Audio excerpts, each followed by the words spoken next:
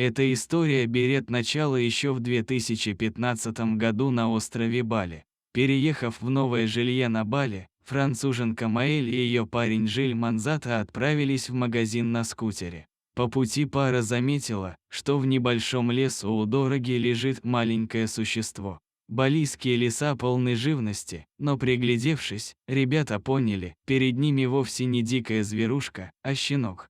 Мы увидели его у дороги в лесу, среди травы. Я подумала, что он мертв, но Жиль настоял, что он еще дышит, рассказывает девушка, Маэль. Она постоянно чесалась и одновременно скулила. Так как ребята только переехали на остров, они не знали, куда везти измученное создание, и сначала проехали мимо.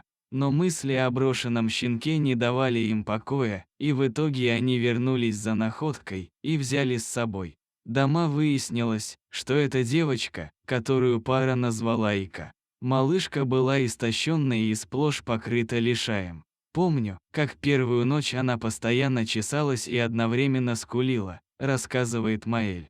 Первоначальным планом пары было отыскать местный приют и отдать Ику туда, но они передумали. За время, пока они ухаживали за собачкой, ребята очень привязались к ней и решили оставить у себя. Первые 3 дня Ика едва двигалась и просыпалась лишь когда приходило время еды. Чтобы избавить собачку от кожной болезни, ее каждый день мазали кокосовым маслом.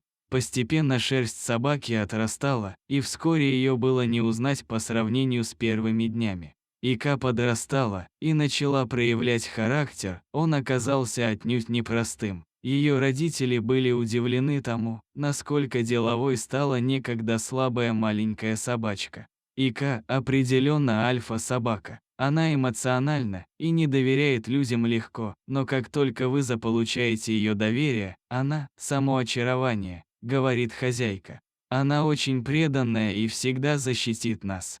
Хозяева берут собаку с собой повсюду, она всегда получает множество комплиментов от прохожих. История Ики не может не вдохновить и заставляет поверить в человеческую доброту. Но на этом истории этой удивительной семьи не закончились.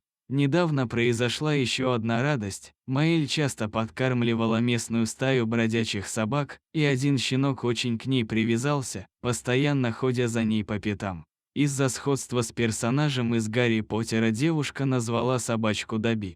У Добби, эта девочка, тоже обнаружилась кожная болезнь.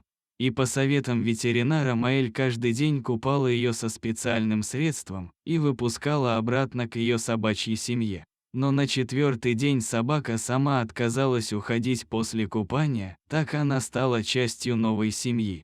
У Ики появилась сестренка. После того, как Маэль и Жиль приютили 2 собачек 3 года назад, пара решила заниматься спасением бездомных собак на Бали и поиском семей для них. Они создали проект под названием The Bali Squad совместно с приютом для животных. Ребята никогда и не могли подумать, что встреча с одной маленькой собакой несколько лет назад так изменит их жизнь.